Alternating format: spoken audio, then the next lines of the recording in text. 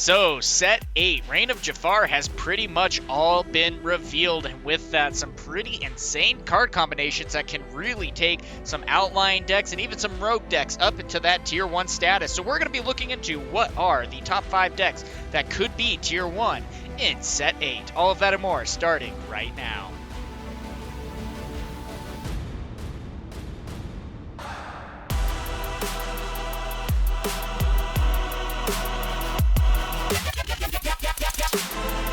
So with the Reign of Jafar, we've had a lot of really interesting cards that have been revealed. I mean, we have a ton of Sing Together cards that are coming in, and one of my favorites is that we have some Steel card draw that is a little bit better than Dock. It's a 3-cost uninkable where you draw 3 after discarding everything left in your hand.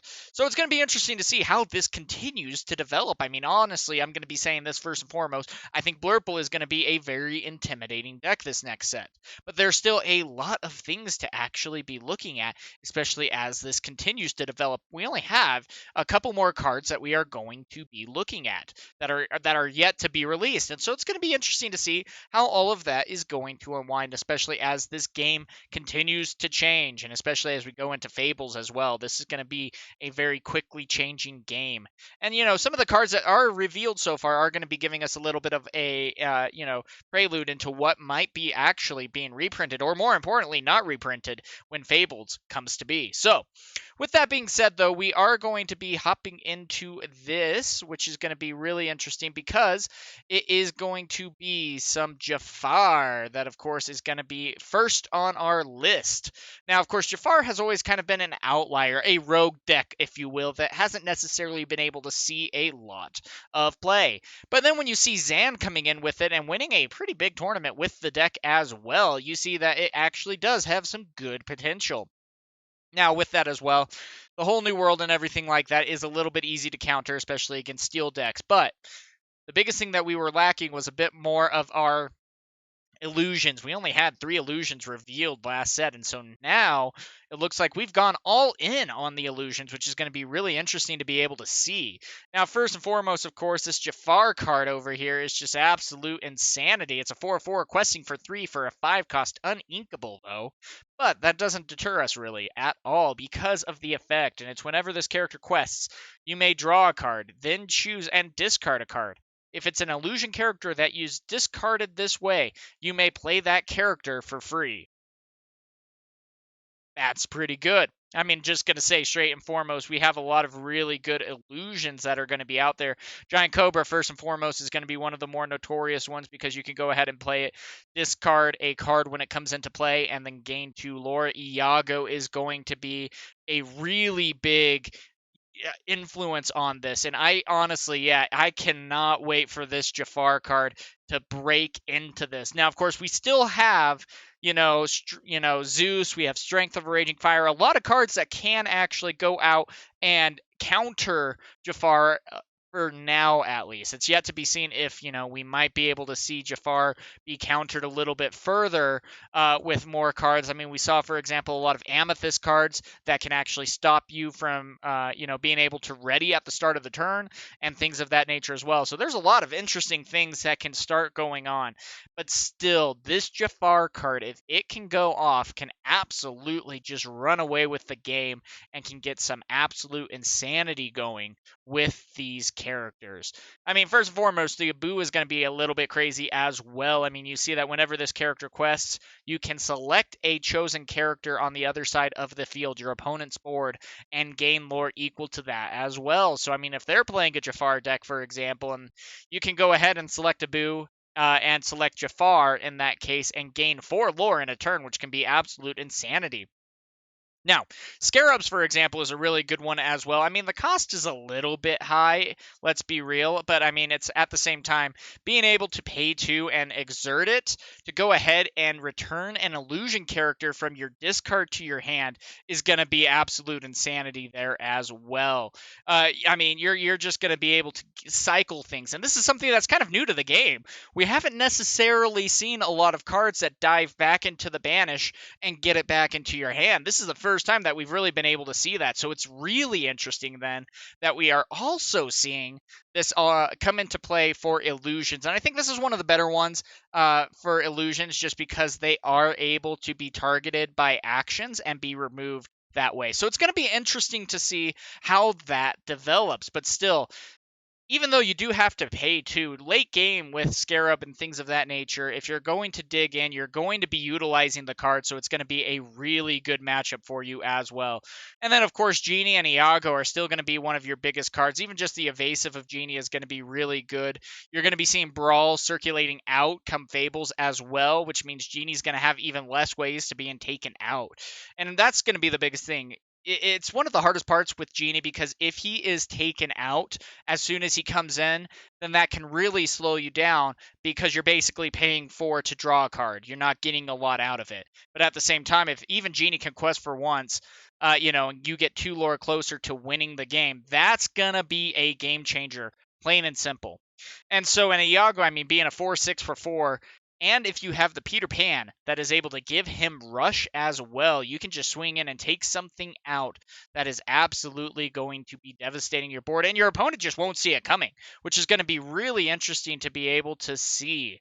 Now, I do think that Jafar has the ability to be a mid-tier 1 deck, and I do think it is going to be seeing a lot more play. I am so excited for these cards. I am so excited for the new Jafar and the Enchanted. Let's be real, guys. That Enchanted just looks so dang good right now, and I am excited about that. Now, next, this deck is scaring me a little. Let's be real. And this is one that I am looking forward to also playing. Gosh, you look at everything, and we don't have any necessarily enchanteds that we are going to be going after with this, which means the cost of this deck is still going to be pretty low. The biggest thing that you're, of course, going to be worried about is the Antonio, mainly because he is going to be the rare, and we've seen some rares that have gone into the $10 to $15 price range, which still at the same time isn't necessarily all that bad. At the same time, though, Antonio is just an absolutely insane card. Because once during your turn, whenever one of your characters sings a song, you may search your deck for a character card with cost 3 or less, reveal that card to all players, and put that card into your hand and shuffle your deck. On top of that, he still is able to go ahead and quest for 2. And so even once he comes into play, you can go ahead and activate his ability. And then it even continues to kind of stack with the other family members, which can be pretty insane as well. We're going to be seeing things like Alma, for example. Once during your turn, whenever one or more of your characters sings a song, you may ready those characters. That's insane too, because if you go ahead and play Fantastical and Musical, you can go ahead and sing everything. But if Alma is out there on the board, then if you go ahead and sing everything with 9, then once during your turn, whenever one or more of your characters sings a song, you can just ready them back up. And it's like, wait. So you're telling me that Fantastical and Magical, say 4 characters go in and sing that song. You gain 4 lore, you draw 4 cards, and then Alma will go ahead and ready everyone who contributed to that beautiful song to be readied back up. And then you can quest with those characters again, because you can ready them and they can still quest. And that's something that's usually pretty rare for this kind of mechanic. So the fact of the matter is that Fantastical and Magical can then go in and, utilize a lot of lore gain and a lot of card draw. And then Alma comes in and is like, hey, I got you, fam. And just ready you all back up to quest again. And then on top of that, we got some Bruno, and we talking about him now. Why? Because he's got a shift 5, which is really good first and foremost. That's awesome. And then on top of that, whenever a character sings a song, you may draw a card for each character you have in play. On top of that, he's a 3/7 that quests for 2. It's like, come on, that's an absolutely insane card. Now, of course, we've normally seen Amber Amethyst that has been more of a mid-range kind of feel with this deck. Now, we are going into a mid-range instead of an aggro, which is going to be absolutely insane, but it still has the aggro potential. We're still going to have Daisy after Fable. We're going to have the new Lady card over there, which is going to be able to, when you play this character, you may play a character with a cost 2 or less for free. And then even until Fable, we're going to have Rapunzel so far as we know, and then Friends on the other side. And so there's just a lot of insanity that you can get going with this deck, and especially once you get into the late game, there's just a ton of potential to be able to have a lot of fun with this deck, and it is going to be something worth talking about. I am excited about this deck. This is probably going to be the first deck that I play in this set. I am so pumped to see what this is going to be able to hold for us. Next, of course, we are going to be talking about Chernadogs. Now, first and foremost, we already had a pretty good tramp. We did. But this tramp is even better. It also has a shift ability, which, I mean, the other tramp, he kind of did anyway with however many characters were in play. You could go ahead and play him for that much less, and then he drew cards to however many characters you had out. That's pretty dang good. Now, at the same time, during an opponent's turn, whenever one of your characters is banished, you may draw a card.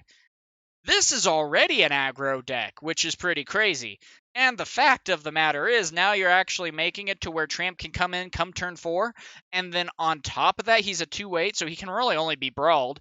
Otherwise it's really difficult for him to be taken out. And then you can just keep questing, and whenever something is taken out, okay, cool, thank you for that card. Most of my characters are 3 or less cost anyway, and you can just continue to flood the board as you see fit. And so it's going to be really interesting to see how this is going to go, especially also with Lady, which while this character has 3 or more attacks, she gets +2 lore gain, which questing for possibility of 3.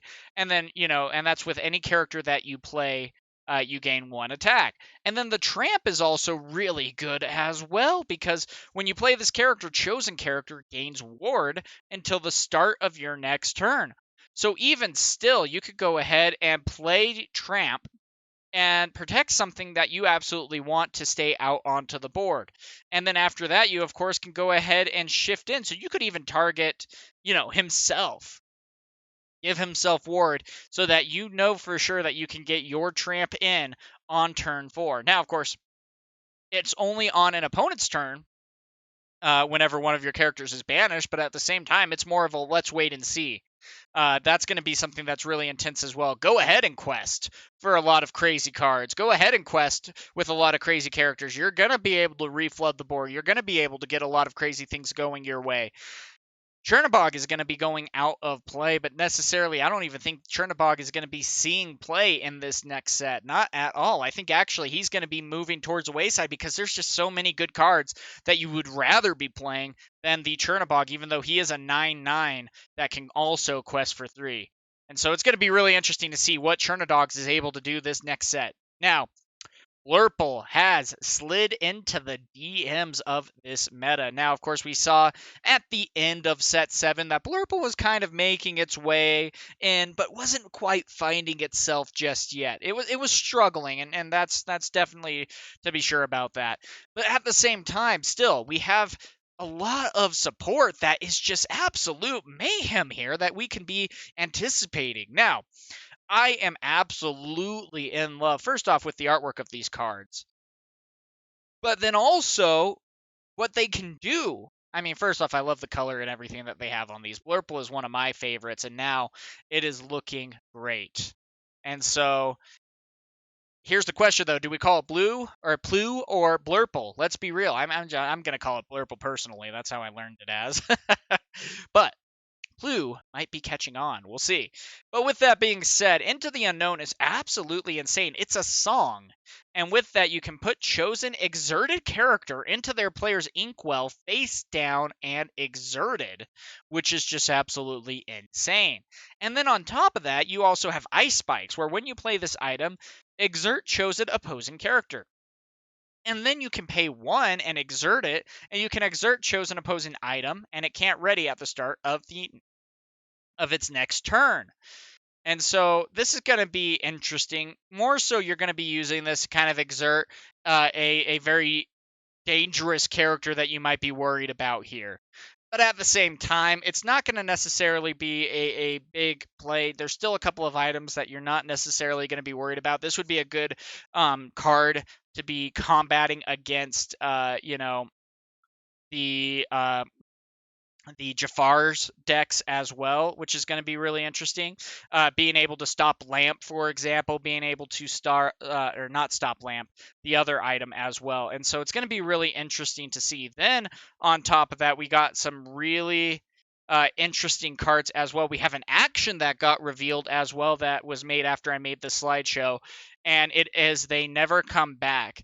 And that is an action which when you up to two chosen characters can't ready at the start of their turn, and you draw a card for 3. That is just going to be absolute insanity. And of course, you're not necessarily mad about playing the ice spikes because you can still go ahead and have an option to get your bell out come turn 2 and still be able to do an absolute lot with that as well. Then, of course, in the end game, you're going to be able to sing Fantastical and Magical and still be able to get a lot of lore with that as well and be able to draw cards. So if you do get in any trouble, you can go ahead and sing a song. And even with something like Hades, you could go with Hades and a bell, and yes, you're missing out on technically 1 lore, but you're drawing 2 cards off of that as well and still gaining 2 lore. That's not necessarily anything that you're missing out on right there. So that's going to be really exciting to be able to see. And then, of course, we still have a lot of support that is going to be going. Now, we are going to be losing Hades come Fables as well, and it'll be interesting to see how that is going to evolve with this deck as well. But still, we are going to be looking at Blurple because it's not going anywhere. Now, the last deck, and the one that I am extremely excited for, and one that I think is going to be in the running now for a while. Pick up those Moose shoes now, because it looks like Ruby Steel is here and here to stay. We got a lot of support. Now, the biggest support that it got was Desperate Plan. Now, it says if you have no cards in your hand, draw until you have 3 cards in your hand. Otherwise, choose and discard any number of cards, then draw that many cards. So even if you don't happen to like what's in your hand left, you can go ahead and just discard that as well and then draw that many cards for 3. Now, it's an action, so it's not going to necessarily be able to be sung or things like that, but at the same time, it's still going to be able to do an absolute lot, and when you get in trouble, that's fine. You're going to be able to draw 3 if you have no cards in hand, and with, Ruby Steel, that's easy to do. This is a 4 of, plain and simple. And then with that, we also got the new Mushu as well, which is a shift 4. Now, of course, you're not going to be shifting him on top of the 5-cost Mushu unless you're really desperate there. But at the same time, the shift 4, and then whenever you play another character, they gain Rush, Reckless, and Evasive this turn. And that's going to be pretty crazy as well. And the biggest reason why I say that is, like, we saw a Jiminy Cricket that says whenever a character comes in with Rush, that it gets exerted automatically. But at the same time, Mushu gets around that because it's an after it comes into play ability, then you get this ability, which completely counters the Jiminy Cricket in that case. And at the same time, Light the Fuse is a dang good card as well. Deal 1 damage to chosen character for each exerted character you have in play. I mean, that's a strength of a Raging Fire, but I mean, after you attack with everyone, then you just go ahead and pay 1, and you're like, cool, I'll go ahead and take out that character that's a big menace as well. I mean, there's just a lot to be worried about here, and nothing we won't do is really interesting as well. It's inkable first and foremost, and that's going to be a little different than what you've seen with the other Sing Together songs. And then after that as well, you're going to see ready all of your characters, and for the rest of this turn, they take no damage from a challenge and can't quest. So imagine, if you will, plain and simple, you go ahead and you just quest with everyone. First and foremost, you have a ink out, you go ahead and pay that ink, you ready everyone else up, and then you can go in with the attack. And if you have Mushu out, awesome. You're going to be gaining a lot of lore, and that can be going from literally 8 to 20 in a game. And I mean, that's just going to be absolute insanity. Imagine having a Maui Half Shark out onto the field as well, or a Mulan out onto the field, which can go ahead and attack readied characters. And that's the thing too. Whenever this character challenges another character, or whenever the Mulan character challenges another character, your other characters gain. They can challenge readied characters this turn. So, I mean, you could just go ahead and do absolute insanity with these cards. And I mean, with Mushu being able to add resist +2 and the ability to gain 2 when you banish something, that's going to be an absolute insane thing. And this is going to be the counter to aggro. Calling it right now. This is going to be the counter to aggro. Churta dogs better be watching out. So those are going to be the 5 decks that we are going to be looking into that I believe is going to be moving into Tier 1 this next set. Now, yes, you can argue and say Blurple's already in Tier 1, and you're right about that. Absolutely. But these other decks aren't there just yet, and they got massive support. And it's going to be absolute insanity to see how wide they can make this meta with some really great cards. I got to say, first and foremost, Duel Link is a really great idea, mainly due to the fact that you are going to be able to lock down certain effects and characters into just that color combination. So it's like, hey, guess what? We really want to make Ruby Steel a Tier 1 deck. Cool. Let's go ahead and make a Ruby Steel deck. Or a Ruby Steel card to go ahead and help that. So Light the Fuse isn't going to be used in other decks such as, Steel Song or things of that nature, which is awesome to be able to see. It can only be used with a Ruby Steel deck, and so this is going to be absolutely interesting. So go ahead and let me know down in the comments below which cards you think are going to be making these decks Tier 1, and go ahead and let me know what decks you think might also be sliding into that Tier 1, making this meta wider and wider as we continue to progress in this game. Thank you guys so much for being here, and until next time, have a good one.